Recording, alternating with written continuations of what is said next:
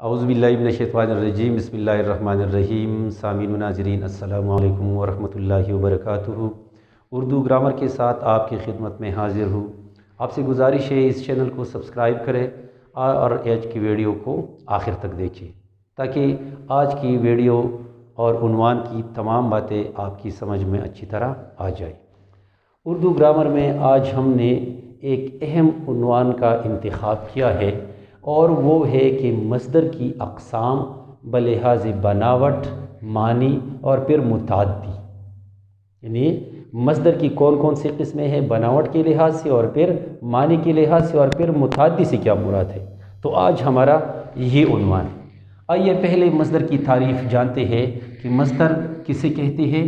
تو مصدر سے مراد کیا ہے؟ وہ اسم جو دوسرے کلموں سے نہیں بنتا لیکن دوسرے کلمے اس سے بنتے ہیں۔ مصدر کی تعریف کیا ہے؟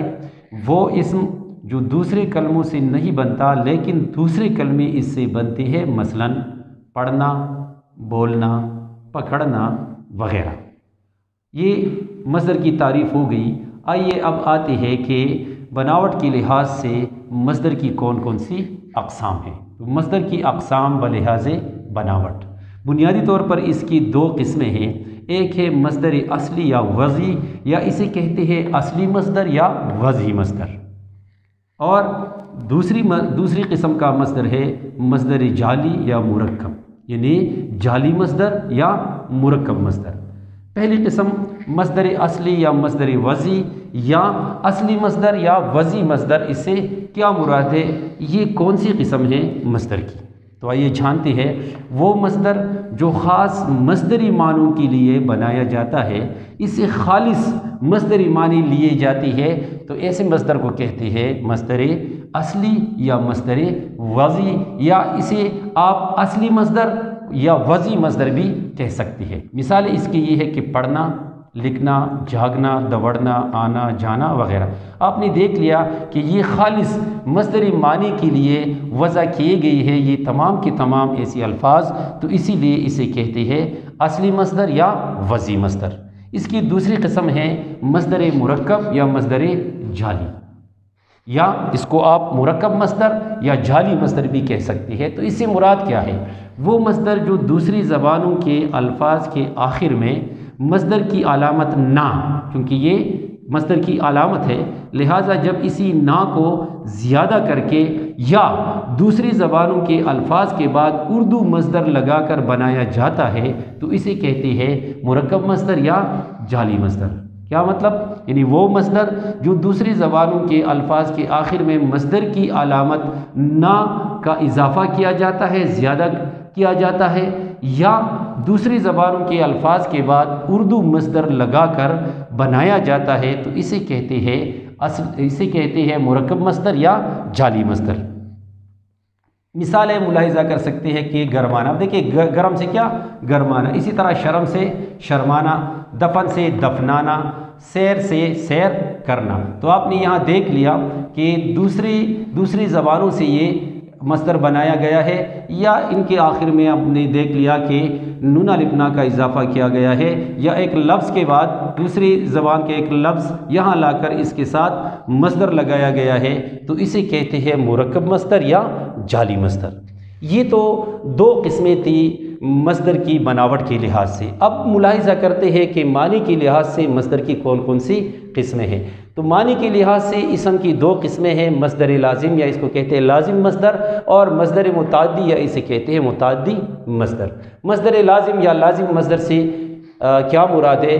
تو جب کسی مصدر سے بننے والا فعل اپنی تکمیل کے لیے صرف فاعل کو چاہے، یعنی صرف فاعل سے وہ مکمل ہوتا ہے، یعنی جب کوئی فعل اپنے فاعل کے ساتھ اپنا مفہوم پورا کرتا ہے تو ایسے مصدر سے جو فعل بنتا ہے تو اسے کہتے ہیں لازم۔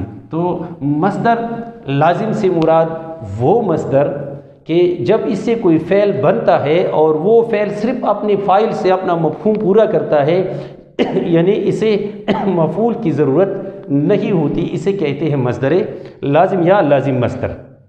مثال آپ یہاں ملاحظہ کر سکتے ہیں، دوڑ، رونا، دوڑنا یہ مصدر ہے، آخر میں نا ضروری ہے، تو کیا ہے؟ دوڑنا، رونا، ہنسنا، سونا وغیرہ۔ یہاں آپ مثالیں ملاحظہ کر سکتے ہیں کہ فرحان دوڑتا ہے۔ اب دیکھیں اسے مفعول کی ضرورت نہیں ہے، یعنی یہ فعل اپنے فاعل سے اپنا مفہوم پورا کرتا ہے، یعنی یہ فعل مکمل ہو جاتا ہے صرف فاعل سے۔ اسی طرح بچہ رو رہا ہے، یہاں بھی مفعول کی ضرورت نہیں ہے، یہاں رو رہا ہے ایک فعل ہے جو مکمل ہوتا ہے اپنے فاعل کے ساتھ، اسی مفعول کی ضرورت نہیں ہوتی۔ یہ مثال بھی آپ ملاحظہ کر سکتے ہیں کہ ابو سو گئے، یہاں دیکھیں ابو فاعل ہے اور سو گئے فعل ہے، تو یہ فعل اپنے فاعل کے ساتھ مکمل ہو گیا، اسے مفعول کی ضرورت نہیں ہے۔ تو آپ نے ملاحظہ کیا کہ مصدر لازم یا لازم مصدر کسے کہتے ہیں، اس کی تعریف بھی آپ نے ملاحظہ کی اور مثالیں بھی۔ اب آتے ہیں اس کی دوسری قسم کی طرف جسے کہتے ہیں مصدر متعدی، یا اس کو کہتے ہیں متعدی مصدر۔ یعنی معنی کے لحاظ سے اس مصدر کی جو قسمیں ہیں، پہلی قسم آپ نے ملاحظہ کی لازم مصدر یا مصدر لازم، دوسری قسم اس کی ہے متعدی مصدر یا مصدر متعدی۔ اس سے مراد کیا ہے؟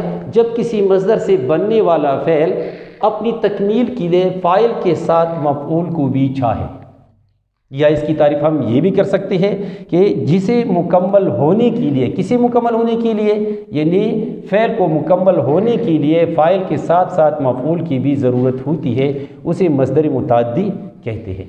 مصدر متعدی سے کیا مراد ہے؟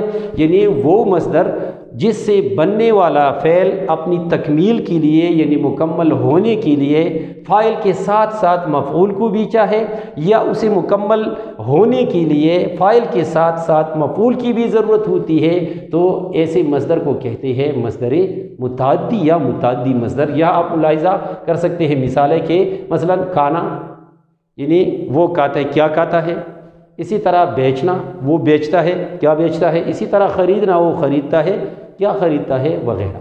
تو یہ ہے مصدر متعدی کہ جس سے بننے والے فعل کے لیے فاعل کے ساتھ ساتھ مفعول کی بھی ضرورت ہوتی ہے۔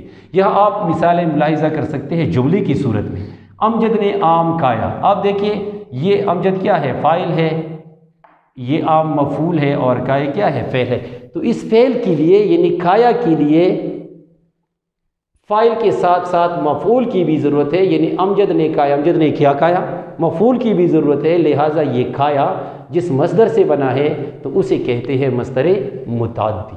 یا یہ مثال تم نے کتاب خریدی، اب دیکھیں تم نے، تم کیا ہے اس میں؟ فاعل ہے، نی اس میں علامت فاعل ہے، اس کے ساتھ یہ آیا ہوا ہے، کتاب مفعول ہے اور خرید اس میں کیا ہے؟ فعل ہے۔ اگر آپ اس طرح کہیں کہ تم نے خریدی تو کیا خریدی، اس سے معنی پوری نہیں ہوتے، تو اسی لیے یہاں آپ نے ملاحظہ کیا کہ یہاں اس کے لیے مفعول کی بھی ضرورت ہے، تو اسے کہتے ہیں مصدر متعدی۔ اسی مصدر متعدی سے یہ فعل بنا ہے، تم یہ اس میں کیا ہے؟ فاعل ہے، خریدی اس میں فعل ہے، لیکن اس کے لیے مفعول کی ضرورت ہے، اور یہاں کتاب کیا ہے؟ مفعول ہے۔ اسی طرح وہ سبزی بیچے گا، وہ کیا بیچے گا؟ وہ بیچے گا۔ اس فعل سے پورا مطلب ہمیں سمجھ نہیں آتا، اسی لیے اگر ہم اس کے ساتھ مفعول بھی لگاتے ہیں تو اس کے معنی سمجھ میں اچھی طرح آ جاتی ہے۔ یعنی وہ سبزی بیچے گا، وہ اس میں فاعل ہے، سبزی اس میں مفعول ہے، اور بیچے گا اس میں کیا ہے؟ اس میں یہ فعل ہے۔ تو اسی فعل کے لیے اپنے فاعل وہ کے ساتھ ساتھ سبزی یعنی مفعول کی بھی ضرورت ہے۔ تو آپ نے یہاں پر یہ مثالیں ملاحظہ کی۔ اب بعض اوقات اس طرح ہوتا ہے کہ متعدی سے ہم ایک اور متعدی بنا لیتے ہیں، اسی لیے اسے کہتے ہیں مصدر متعدی کی اقسام۔ مصدر متعدی کی بھی دو قسمیں ہیں، ایک ہے متعدی بالواسطہ۔ متعدی بالواسطہ سے مراد کون سا مصدر ہے؟ وہ مصدر جو لازم سے متعدی بنایا جائے، یعنی یہ لازم ہوتا ہے، جس طرح ہم نے اوپر اس کا ابھی ذکر کیا ہوا ہے کہ لازم سے مراد کیا ہے؟ جو صرف فاعل کو چاہے، اور وہ ہے وہ مصدر جو لازم سے متعدی بنایا جائے تو اسے کہتے ہیں متعدی المتعدی۔ اوپر آپ نے یہاں مثال ملاحظہ کی، تعریف ملاحظہ کی کہ متعدی مصدر کسے کہتے ہیں۔ تو یہاں پر مصدر متعدی کی پھر دو قسمیں ہیں، ایک ہے متعدی بالواسطہ، یعنی وہ مصدر جو لازم سے متعدی بنایا جائے، مثلا پڑھنا، پڑھانا، پڑھنا سے کیا ہے؟ پڑھانا، پڑھنا لازم ہے، اور پڑھانا کیا ہے؟ یہ متعدی ہے۔ اسی طرح جلنا سے کیا ہے؟ جلانا، جلنا کیا ہے؟ یہ لازم ہے اور جلانا متعدی ہے۔ اسی طرح پکنا یہ لازم ہے اور پکانے سے کیا ہے؟ یہ متعدی ہے۔ تو یہ ہے متعدی بالواسطہ۔ اب دوسری قسم جو متعدی ہے مصدر متعدی المتعدی، یعنی متعدی کو پھر متعدی بنایا جاتا ہے تو اسے کہتے ہیں مصدر متعدی المتعدی، یعنی جو مصدر متعدی سے دوبارہ متعدی بنایا جائے اسے کہتے ہیں مصدر متعدی المتعدی۔ اور اس کی مثال آپ یہاں ملاحظہ کر سکتے ہیں، جیسے پکنا سے پکانا، پکانا سے پکوانا، یہ لازم ہے، یہ متعدی ہے۔ پکنا کیا ہے؟ لازم ہے۔ پکانا متعدی ہے اور پکوانا کیا ہے؟ یہ متعدی المتعدی ہے۔ اسی طرح پڑھنا یہ لازم ہے، پڑھانا یہ متعدی ہے اور پڑھوانا یہ کیا ہے؟ یہ متعدی المتعدی ہے۔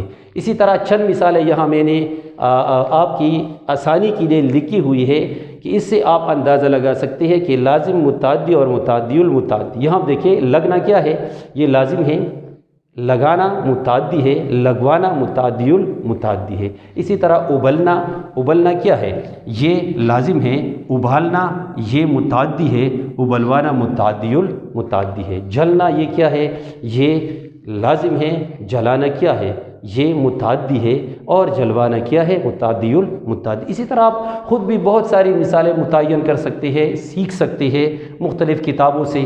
تو آپ کی آسانی کے لیے یہ چند مثالیں میں نے رکھی ہوئی تھی۔ تو امید ہے کہ آج کی عنوان کے حوالے سے آپ نے بہت کچھ سیکھا ہوگا۔ آئندہ کسی نئے عنوان کے ساتھ پھر حاضر ہوں گے، تب تک کے لیے اجازت دیجیے، اللہ حافظ۔